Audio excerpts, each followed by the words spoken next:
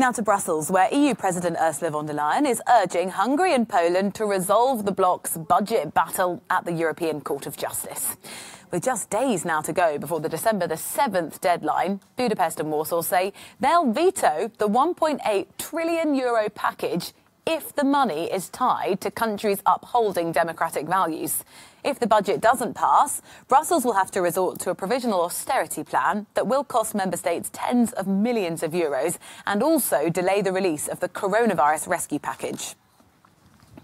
Well, let's go to Brussels to get the very latest developments, to speak to our correspondent Shona Murray. Very good morning to you, Shona. Look, the clock's ticking. So what happens now? What options does the EU and Ursula von der Leyen actually have to try and engineer some progress here?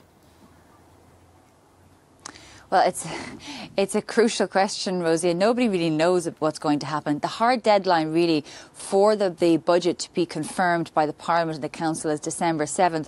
Otherwise, as you said there, they'll have to create some sort of interim austerity-style budget where you'd have civil servants and public sector people getting their salaries, you'd have subsidies going to farmers under CAP, not the new CAP, of course, but all the big ambitious projects for the next 7 years around the climate change, the Green Deal, migration, huge money going in structural funds and cohesion funds going to poor countries, that would all fall away, as would the €750 billion rescue fund. That would also be delayed. And as you mentioned there, it's over this huge spat between from Hungary and Poland and the rest of the EU, because they don't want to have these new rules on adhering to rule of law before accessing EU funds. They don't want that imposed on them.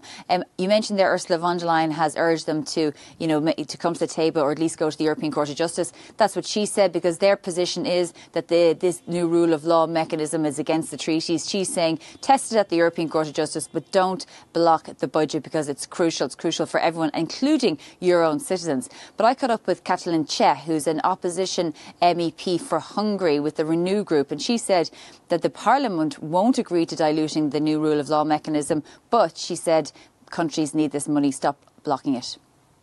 Everybody needs this money. The crisis hit us hard, and the fact that the veto threat is hanging over our head is a clear sign of historic irresponsibility from Mr. Orban and Mr. Morawiecki, who apparently want to continue with their fraudulent practices and breaches of the rule of law to the detriment of the entire European community. And this is why we have to have a firm hand here and not to back down on these threats, because the rule of law is clearly in danger. This is why we should stick to this mechanism.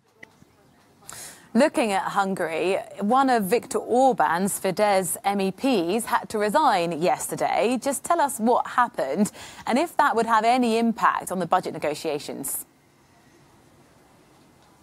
That's right. Well, it emerged yesterday that this MEP, Josef Sirje, he attended a party on Friday night here in Brussels. He breached the regulations, the Belgian regulations on COVID, because there was around 20 to 25 people at the party when the police arrived. It also turned out to be an orgy populated mainly by men.